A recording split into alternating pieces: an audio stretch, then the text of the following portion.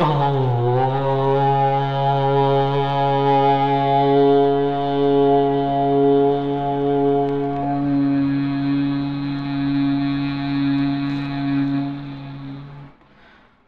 अस्य श्री विष्णुर्दिव्य सहस्रनाम्नां रुद्रचाप विमोचनम् अस्य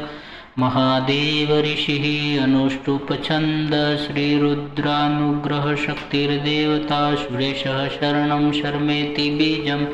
अनंतो हुतभुग्भोक्तेति शक्तिः सुरेश्वरायति कीलकं रुद्र शाप विमोचने विनियोग। शान्ताकारं भुजगशयनं पद्मनाभं सुरेशं विश्वाधारं गगनसदृशं मेघवर्णं शुभांगं लक्ष्मीकान्तं कमलनयनं योगिभिर्ध्यानगम्यं वन्दे विष्णुं भवभयहरं सर्वलोकैकनाथम्। श्री परमात्मने नमः। श्री विष्णु दिव्य सहस्रनाम स्तोत्र। यस्य स्मरणमात्रेण जन्म संसार बंधनात् विमुच्यते नमस्तस्मै विष्णवे प्रभविष्णवे नमः। समस्तभूतानां आदिभूताय बुभृते अनेकरूपरूपाय विष्णवे प्रभविष्णवे। वैशम्पायनोवाच श्रुत्वा गमानशेषेण पावनानि च सर्वश युधिष्ठिरः शान्तनवं पुनरेवाभ्यभाषत।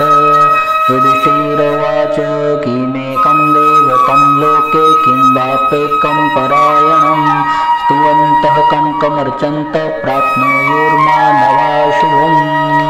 को धर्म सर्वधर्माणां भवतः परमो मतः किं जपन्मुच्यते जन्तुर्जन्म संसारबन्धनात्। भीष्मवाच जगत्प्रभुं देवदेवम् अनन्तं पुरुषोत्तमं स्तुवन्नाम सहस्रेण पुरुषः सततोत्थितः तमेव चार्चयन् नित्यं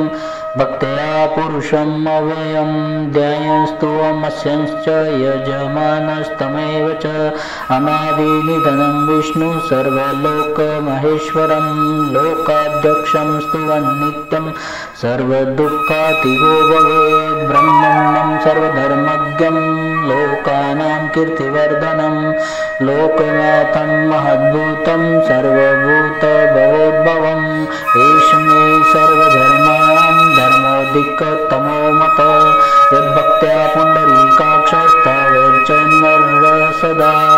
परमं यो महत्तेज परमं यो महत्तपः परमं यो महद्ब्रह्म परमं यः परायणं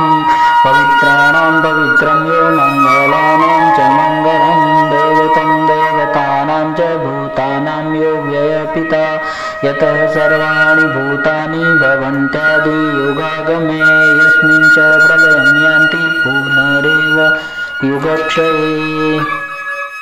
तस्य लोकप्रधानस्य जगन्नाथस्य भूपते विष्णुर्नाम सहस्रं मे शृणु पापभयापहं। यानि नामानि गौणानि विख्यातानि महात्मनः ऋषिभिः परिगीतानि तानि वक्ष्यामि भूतये। ओम विश्वं विष्णुवषट्कारो भूतभव्य भवत्प्रभो भूतकृद्बुद्भुद्भावो भूतात्मा भूतभावना भूतात्मा परमात्मा च मुक्तानां परमागतिः अव्ययः पुरुषः साक्षी क्षेत्रज्ञो अक्षर एव च योगो योगविदां नेता प्रधान पुरुषेश्वरः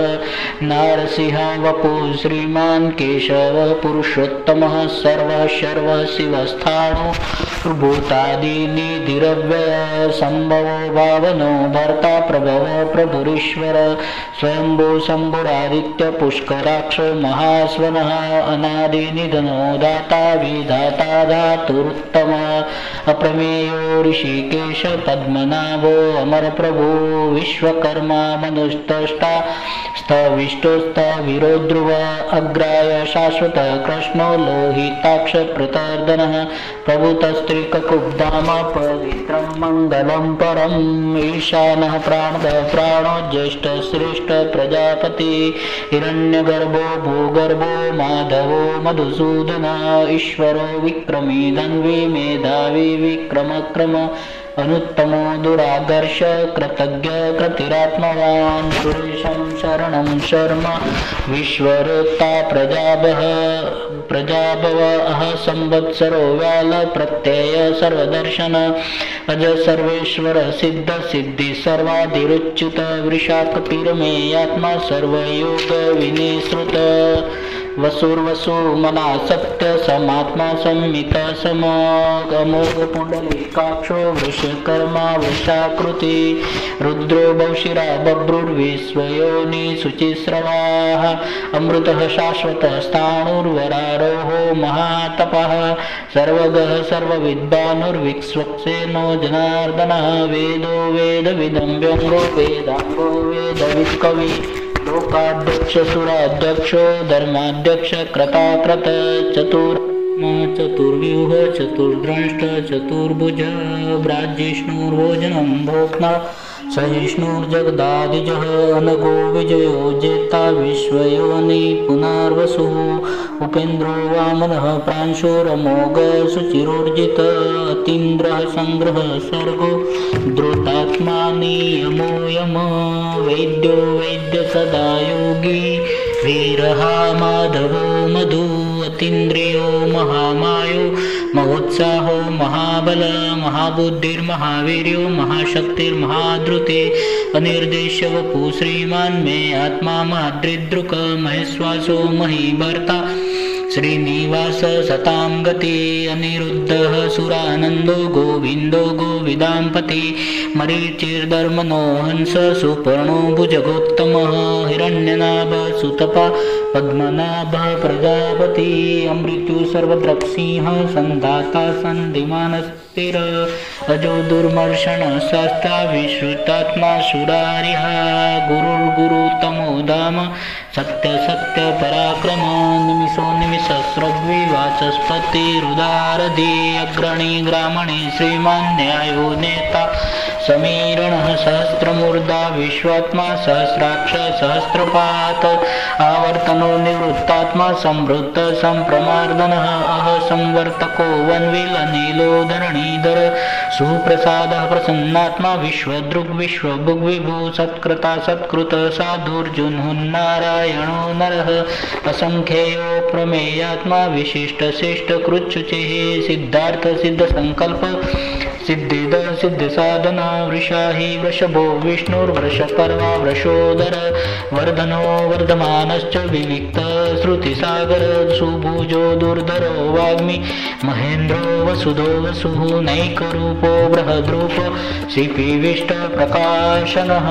तेजोद्युतिधर प्रकाशात्मा प्रतापनः रुद्र स्पष्टाक्षरो मन्त्र चन्द्रांशुर्भास्कर धृतिः अमृतांशोद्भवो भानु शशबिन्दु सुरेश्वरः औषधं जगतः सेतु सत्य धर्म पराक्रम भूतभव्य भवन्नाथ पवन पावनो नलः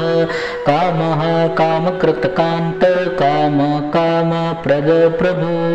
युगादिकृत्युगावर्तो नैकमायो महाशनः अदृश्यो व्यक्तरूपश्च सहस्रजितनन्तजित इष्टो विशिष्टशिष्टेष्ट शिखण्डिन हुषो वृष क्रोधः क्रोधकृत्कर्ता विश्वबाहुर्महीधरः अच्युतः प्रथितः प्राणः प्राणदो वासवानुजः अपां निधिरधिष्ठानम् अप्रमत्तः प्रतिष्ठितः स्कन्दधरो धुर्यो वरदो वायुवाहना वासुदेवो बृहद्भानु आदिदेवो पुरन्दरः अशोकस्तारणस्तारशूरशौरिर्जनेश्वरः अनुकूलशतावर्त पद्मी पद्मनिवेक्षणः पद्मनाभोर्विन्दाक्ष पद्मगर्भ शरीरभृत महर्दिरुद्ध वृद्धात्मा महाक्षो गरुडध्वज अतुलः शरद भीमो समयज्ञो हविर्हरिः सर्वलक्षणलक्षण्यो लक्ष्मीवान् समितिञ्जय विक्षरो रोहितो मार्गो हेतुर्दामोदरसः महीधरो महाभागो वेगवानमिताशना उद्भवः क्षोभणो देव श्रीगर्भपरमेश्वरः करणं कारणं कर्ता वकर्ता गहनो गुह व्यवसायो व्यवस्थान संस्थानः स्थानदो ध्रुव परर्दि परमस्पष्ट तुष्ट पुष्ट सुभेक्षण रामो विरामो विरजो मार्गो नेयो नयो नयः वीरः शक्तिमतां श्रेष्ठ धर्मो धर्मविदुत्तमः वैकुण्ठः पुरुषः प्राणः प्राणद प्राणव पृथुः हिरण्यगर्भ शत्रुघ्नो वायु व्याप्तो वायुरदोक्षज ऋतु सुदर्शनः काल परमेष्टि परिग्रह उग्र संवत्सरो दक्षो विश्रामो विश्वदक्षिण विस्तारस्तावरस्ताणु प्रमाणं बीजमाव्ययम् अर्थो अनर्थो महाकोशो महाभोगो महाधनम् अनिर्वण्णस्तविष्टो भूधर्मयूपो महामख नक्षत्रनेमि नक्षत्री क्षमक्षाम समीहनः यज्ञयुज्यो महेज्यश्च क्रतुसत्रशतां गतिः सर्वदर्शी विमुक्तात्मा सर्वज्ञो ज्ञानमुत्तमं सुव्रतः सुमुखः सूक्ष्म सुघोष सुखद सुहृत मनोहरोदितक्रोधो वीरबाहो विदारणः स्वापन स्ववसो व्यापी नैकात्मा नैककर्मकृत वत्सरो वत्सलो वत्सी रत्नगर्भो धनेश्वरः धर्मगुप्धर्मकुद्धर्मी सदसत्तक्षरं क्षरम् अविज्ञाता सह विधाता कृतलक्षणः गभस्तिनेमि सत्त्वस्थ सिंहो भूत महेश्वरः आदिदेवो महादेवो देवेशो देवभृद्गुरु उत्तरो गोपतिर्गोप्ता ज्ञानगम्य पुरातन शरीरभृद्भोक्ता कपीन्द्रो भूरिदक्षिण सोमपो अमृतपः सोम पुरोजित् पुरुषोत्तमः विनयो जय सत्संगो दासार्ह सर्वतां पति जीवविनोविता साक्षी मुकुन्दो मितविक्रमाम्बो निधिरनन्तात्मा महोदधिशयोऽन्तकः जो महार्ह स्वाभाव्यो जितामित्रः प्रमोदनः आनन्दो नन्दनो नन्द सत्यधर्मा त्रिविक्रमः महर्षि कपिलाचार्य कृतज्ञो मेदिनीपतिः त्रिपदस्त्रिदशाध्यक्षो महाशृङ्गकृतान्कृत महावराहो गोविन्द सुषेण कनकाङ्गदिः गुह्यो गभीरो गहनो गुप्तश्चक्र गदाधर वैद्यास्वाङ्गजितो कृष्णो दृढसङ्कर्षणोच्युत वरुणो वारुणो वृक्ष पुष्कराक्ष महामनः भगवान् भगः नन्दी वनमाली हलायुध आदित्यो ज्योतिरादित्यः सहिष्णुर्गतिसत्तमः सुन्दन्वाखण्डपरशुर्दारुणो द्रविणप्रद दिवि स्पृक्सर्वद्रक्स्व्यासो वाचस्पतिरयो निज त्रिसामा सामगः साम निर्वाणं भेषजं विशत् सन्न्यासकृत्तमः शान्तो निष्ठशान्तिपरायणम् शुभाङ्गः शान्तिदः स्रष्टा कुमुदकुलेश्वरः गोहितो गोपतिर्गोप्ता वृषभाक्षो रसप्रिय अनिवर्ती निवृत्तात्मा संक्षेप्ताक्षेमकृत्शिवः श्रीवत्सवक्षा श्रीवास श्रीपति श्रीमताम्बरः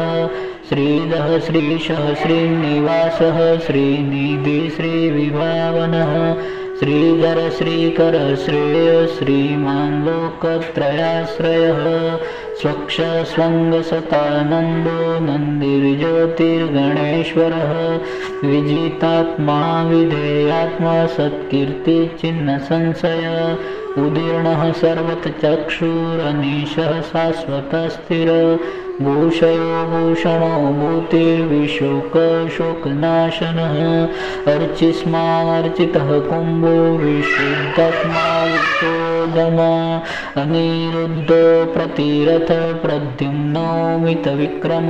कालनेमि निहावीर सौरीसूरजनेश्वरः त्रिलोकात्मा त्रिलोकेश केशव केशिः हरि कामदेव कामपाल कामिकान्तकृतागमः अनिर्देश्य वपुर्विष्णु वीरो अनन्तो धनञ्जय ब्रह्मण्यो ब्रह्मकृद्ब्रह्मा ब्रह्म विवर्धनं ब्रह्मविद् ब्राह्मणो ब्रह्मी ब्रह्मज्ञ ब्राह्मणप्रिय महाकर्मो महाकर्मा महातेजा महोरगः महाक्रतुर्महायज्वा महायज्ञो महाहविः स्तव्यस्तवप्रियं स्तोत्रं स्तुतिस्तोतारणप्रिय पूर्णपूरयिता पुण्यकीर्तिरनामय मनोजवस्तीर्थकरो वसुरेता वसुप्रदः वसुप्रदो वासुदेवो वसुर्वसु महाहवे सद्गति सत्कृति सत्ता सद्भूति सत्परायण सूरसेनो यदुश्रेष्ठ सन्निवास सुयामुन भूतावासो वासुदेवः सर्वासु निलयो नलः दर्पः दर्पदो दृप्तो दुर्धरो अथ पराजित विश्वमूर्तिर्महामूर्तिर्दीप्तमूर्तिरमूर्तिमान् अनेकमूर्तिरव्यक्त शतमूर्ति शतानन ऐकोनैकसवकः किं यत्पत्पदमनुत्तमं लोकबन्धुर्लोकनाथो माधवो भक्तवत्सव सुवर्णवर्णो हेमाङ्गो वराङ्गश्चन्दनाङ्गदी वीरः विषमः शून्यो धृताशिरश्चलच्चल अमानी मानदो मान्यो लोकस्वामी त्रिलोकगृक सुमेधामेधजोधन्य सत्यमेधाधराधरः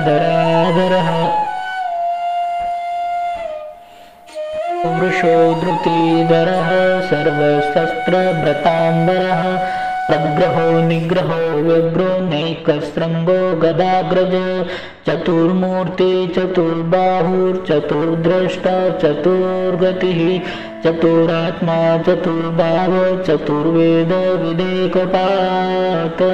समाहृतो निवृत्तात्मा दुर्जयो दुरतिक्रम दुर्लभो दुर्गमो दुर्गो दुरावासो दुरारिहा सुभाङ्गो लोकसारङ्ग सुतन्तुस्तन्तुवर्धन इन्द्रकर्मा महाकर्मा कृतकर्मा कृतागमा उद्भव सुन्दर सुन्दो रत्ननाभ सुलोचनो राजसनः शृङ्गी जयन्त सर्वविजयी सुवर्णबिन्दु रक्षोभ्य सर्ववागीश्वरेश्वरः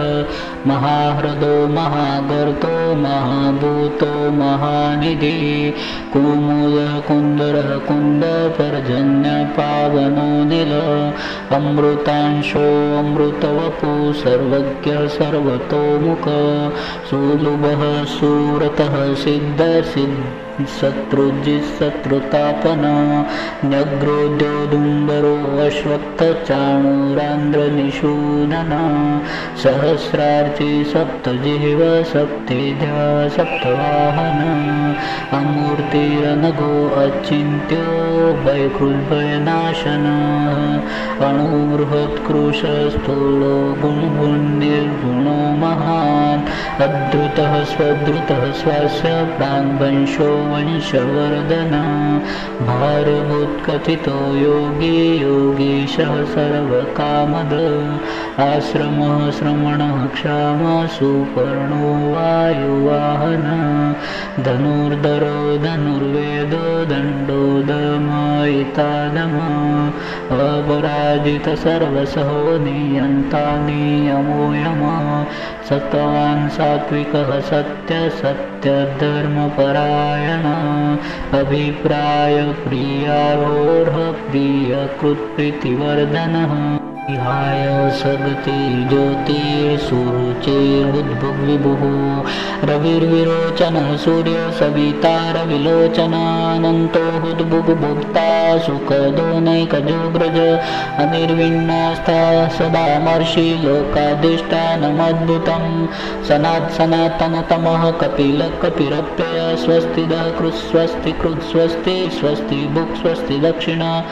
रौद्रकुण्डली चक्रे विक्रम्योर्जित शासन शब्दातिग शब्दसः शिशिर सर्वरीकर अक्रूर पेशलो दक्षो दक्षिणक्षमिणाम्बरः विद्वतमो वितभय श्रवण पुण्यकीर्तनः उत्तारणो दुष्कृत्यः पुण्य दुःस्वप्ननाशन वीरः रक्षण सन्तो जीवन पर्यवस्थितः अनन्तरूपो अनन्तश्रीर्जितमन्युभयापहं चतुरस्रो गभीरात्मा विदिशो व्यादिशो दिश अनादिर्भूर्भुवो लक्ष्मी सुवीरो रुचिराङ्गद जननो जनजन्मादिर्भीमो भीमा पराक्रम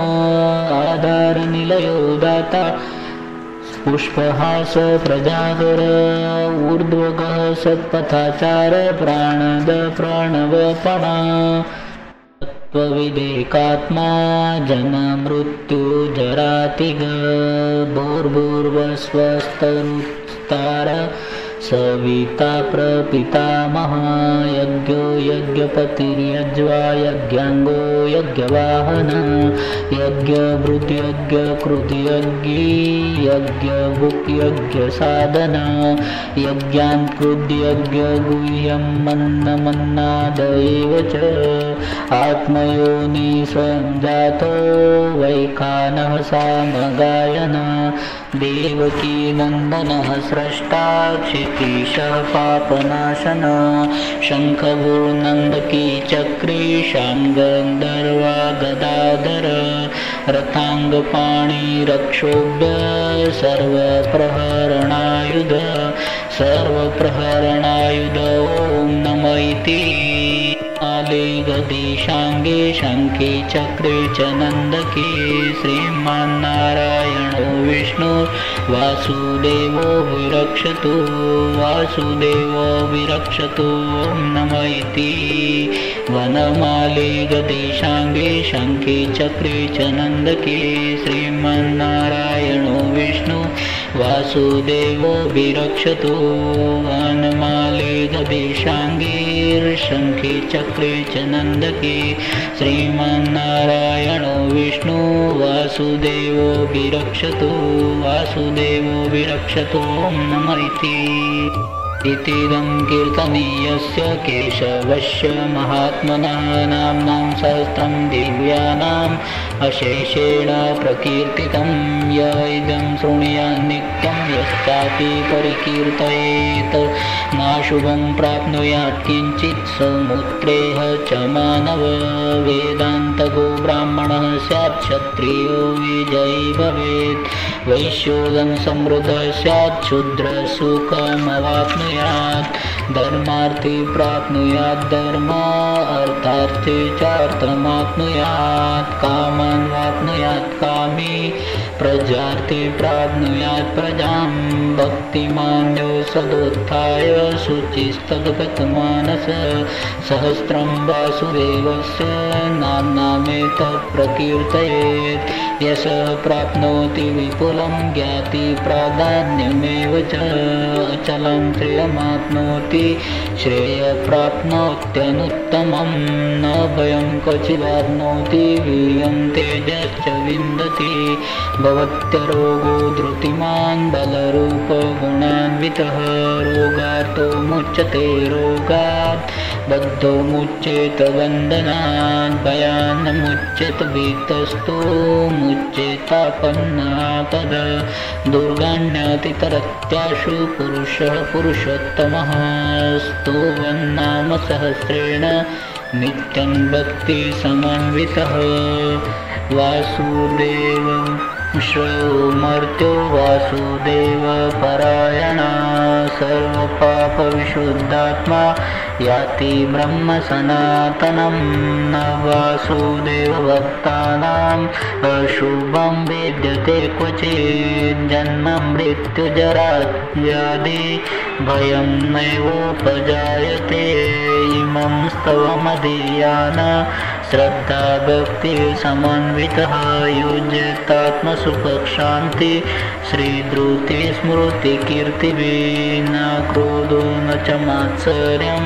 न लोभो न शुभमति भवन्ति कृतपुण्यानां भक्तानां पुरुषोत्तमे द्योषचन्द्रार्कनक्षत्र खम्बीशो भूर्महोदधी वासुदेवस्य वीर्येण विद्रुतानि महात्मनः ससूरासुरगन्धर्वं सयक्षोरगराक्षसं जगद्वशे वर्ततेदं कृष्णस्य सचराचरम् इन्द्रियाणि मनोबुद्धि सत्त्वं तेजो बलं धृति वासुदेवात्मकान्याहो क्षेत्रं क्षेत्रज्ञ एव च सर्वगमनाचार प्रथमं परिकल्पते आचार प्रभवो धर्मो धर्मस्य प्रभुरच्युत ऋषयः पितरो देवा महादूतानि दातव जङ्गमा जङ्गमं चेदं जगन्नारायणोद्भवं योगो ज्ञानं तथा साङ्ख्यं विद्याशिल्पादिकर्म च वेदशास्त्राणि विज्ञानम् एतत् सर्वं जनार्दनात् एको विष्णुर्महद्भूतं पृथग्भूतान्यनेकशः त्रिलोकान् व्याप्य भूतात्मा भुङ्क्ते विश्वभुग्व्यः इमं स्तवं भगवतो विष्णुर्व्यासेन कीर्तितं पठेद्य इच्छेत् पुरुषः श्रेयः प्राप्तुं सुखानि च विश्वेश्वरम् अजं देवं जगतः प्रभवाप्ययं भजन्ति ये पुष्कराक्षं न ते यान्ति पराभवं न ते यान्ति पराभवम् ॐ नमः इति।